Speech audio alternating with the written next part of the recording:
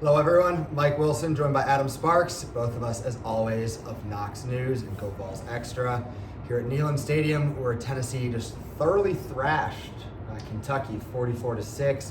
Adam, that's where we'll start obviously, is what was so impressive about what Tennessee did tonight in facing the Wildcats? Number 17 in the country, another ranked team, and Tennessee made them look bad. Yeah, I mean, this is 5 wins over top 25 teams. When Tennessee played them, they were ranked, and they seem to be getting better. And I think what stuck out to me with this one was it was a more complete performance. I mean, we've seen Tennessee put up a lot of yards and points in the passing game, and Hendon Hooker and Jalen Hyatt doing all their things. But I saw Jalen Wright run the ball hard. I saw Jabari Small run the ball hard. They got Princeton Fant involved in the run game at the goal line. The defense was phenomenal. Allowed 200 yards, 3 picks, season high. This was the fewest points and the fewest yards that Tennessee has given up against an SEC team since 2008. So this is more a complete performance, and to beat a team like Georgia, you're going to have that. You can't just first team to 50 and throwing the ball. And I thought that jumped out to me. It wasn't just do what you do to beat Kentucky. It was do what you do and then do much more. We touched on the ranked teams element. Tennessee will find out this week where it stands in those initial college football playoff rankings.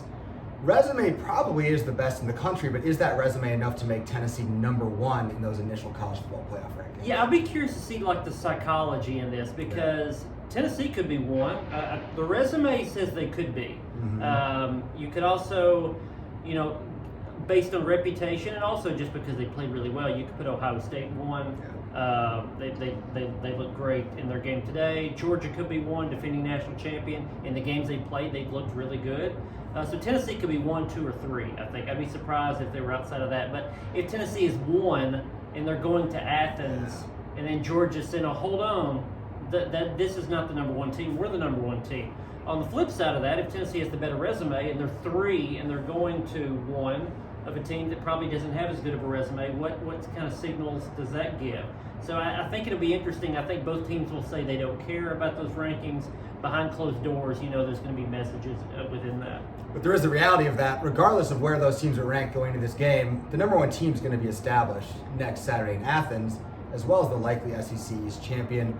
Early thoughts on that matchup between Tennessee and Georgia? Yeah, I mean, so we are in agreement. The winner of that game will be number 1. I think you would have to be, right? Yeah. I mean, if Tennessee's 1, Georgia's 2, vice versa, 1, 3, I think the winner of that game has to end up being that number 1 position. Yeah, and the loser of that game, I think, still has a path to the playoffs. Yes. But yeah, I mean, Tennessee, I think, has established what it is. I don't think they're going to go to Athens with any idea of how do we win this game? How do we get there? I think they know how to win the game. It's just whether or not they execute it. Georgia knows what it's been. I think Georgia has not been tested in the way that Tennessee has. Tennessee seems on edge, and I think Georgia seems like it's just sort of waiting for a good team to play against. And Tennessee would be that team, and we'll see how that goes. But Tennessee is in the best position it can be. So if it doesn't win that game, you can say you had the right team to do it. Stay tuned to Go Vols Extra and KnoxNews for all the wrap-up from Tennessee's win against Kentucky and looking ahead to Georgia.